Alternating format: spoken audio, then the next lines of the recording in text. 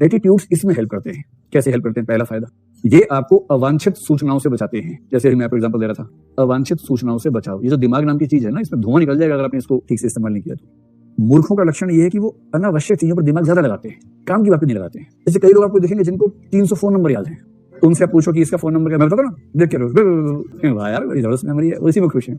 जिस जमाने में सारे फोन नंबर सेव हो जाते हैं, उस जमाने में फोन नंबर याद करना अपनी मेमोरी पावर का बेजा इस्तेमाल है, गैर जरूरी इस्तेमाल है। जितनी बाइट्स खराब की हैं अपने फोन नंबर याद करने में, उतनी बाइट्स में कुछ काम की बात याद कर लेते हैं। क्यों फोन नंबर याद किया? 2-4 फोन नंबर समझ में आते हैं, इमरजेंसी में याद होने चाहिए। संकट हो गया, फोन गुम हो गया, नंबर याद नहीं है, 2-4-5 नंबर समझ में आता है कि याद होने चाहिए, जो जरूरी नंबर है। और आपको हर किसी का नंबर, अखबार वाले नंबर भी याद है, रिक्शा वाले भी 6 नंबर है, रिक्शा वाला 1, रिक्शा वाला 2, रिक्शा वाला 3, सबके नंबर याद कर रखे हैं। तब तो ये हद है ना भाई। इसका मतलब अनावश्यक सूचनाओं से आपका लगाव है, बहुत ज्यादा बेकार की बातों में लगाव। अब एक सिंपल एग्जांपल अभी का देखिए।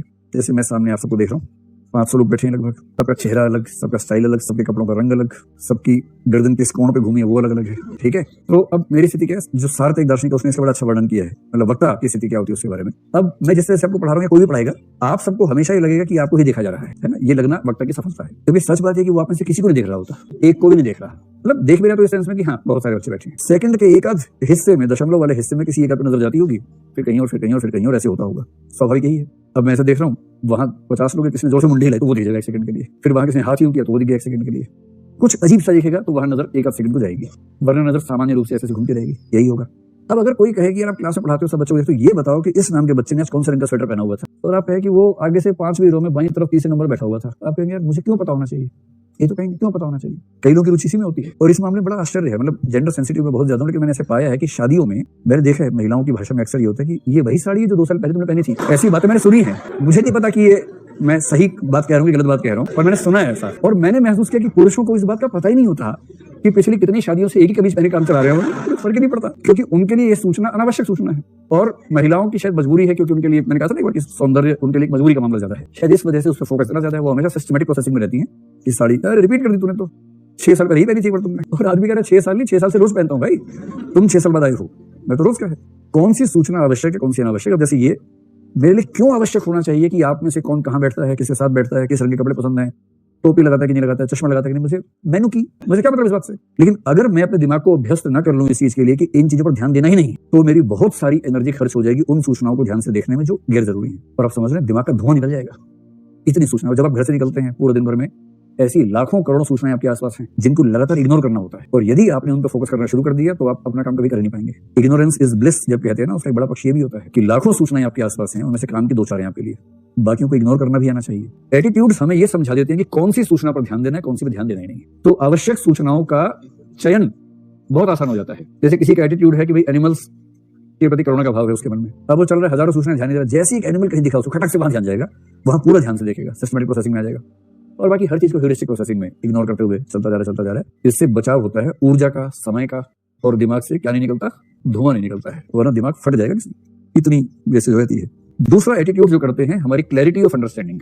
मैंने आपसे पहले ही कहा कि मूर्ख होने में फायदा बहुत है, क्योंकि मूर्खों को कंफ्यूजन कभी नहीं होता है। जो जितना बड़ा मूर्ख उतना बड़ा क्लियर हर चीज में। तो मूर्खता और स्पष्टता में बड़ा गहरा संबंध है, और थोड़ा बहुत मूर्ख होने का फायदा भी है, बहुत समझदार होना ठीक भी नहीं है।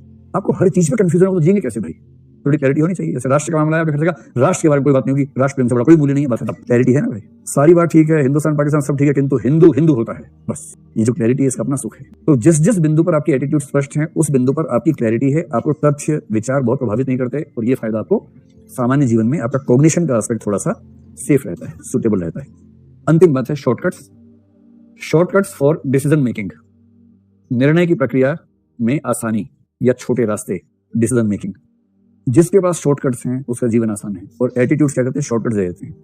जैसे मान लीजिए किसी को यह पता है कि भाई मुसलमान लोग जो है अच्छे नहीं होते हैं, इसके रिवर्स किसी को यह पता है कि हिंदू लोग जो है अच्छे नहीं होते हैं, मुसलमान है, उसको ऐसा लगता है। ये धारणा कितनी भी गलत हो, इससे इसी एनर्जी बहुत सारी बच जाएगी। कि आपको कॉलेज में पढ़ रहे थे, कोई व्यक्ति पसंद आया, आपने उससे पूछा भाई तुम्हारा नाम क्या है, उसने कहा तौसीफ अहमद, आपने कहा चलो फिर बाय बाय। एकदम क्लैरिटी है कि जैसे ही नाम मुसलमान का है उससे आगे बात बढ़ानी ही नहीं, कितना ही अच्छा हो, सो क्लियर। और शबाना ने पूछा किसी से तुम्हारा नाम क्या है, उसने कहा पंडित संजीव शर्मा, चलो शर्मा मत, आगे जाओ, बात नहीं होगी, निकाह नहीं हो सकता आपका हमारा, क्योंकि उसको क्लैरिटी है कि मुसलमान से ही निकाह करेंगे, हिंदू से ही करेंगे।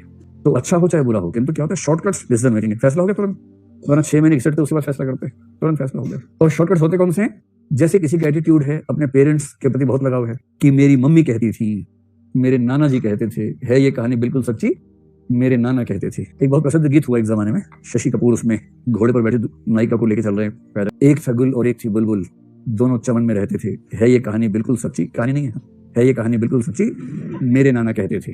नाना कहते थे, नाना ने कहते तो सच्ची है ना भाई, फिर क्या झूठी हो गई? तो क्योंकि मेरे नाना कहते थे इसलिए है ये कहानी बिल्कुल सच्ची। अगर आपको किसी ऐसे व्यक्ति पर भरोसा हो ना कि यार उसने कहा है, नहीं पापा ने कहा, अरे पापा ने कहा, बात खत्म। पापा कहेंगे नस काट बेटा, नस काट देंगे हम, लेकिन पापा ने कहा। इससे क्या होगा? शॉर्टकट मिलेगा और आपका कॉग्निटिव बेनिफिट सिर्फ इतना है, अनावश्यक सूचनाओं पर ध्यान नहीं जाता है, फैसले जल्दी होते हैं, दिमाग में कंफ्यूजन नहीं होता है। और आम आदमी को इतना ही चाहिए, जो ज्ञानी महात्मा लोग होते हैं ना, उनकी बात अलग है। आम आदमी को इतना ही चाहिए कि दिमाग में कंफ्यूजन ना हो, सीधे सीधे बातें पता हो।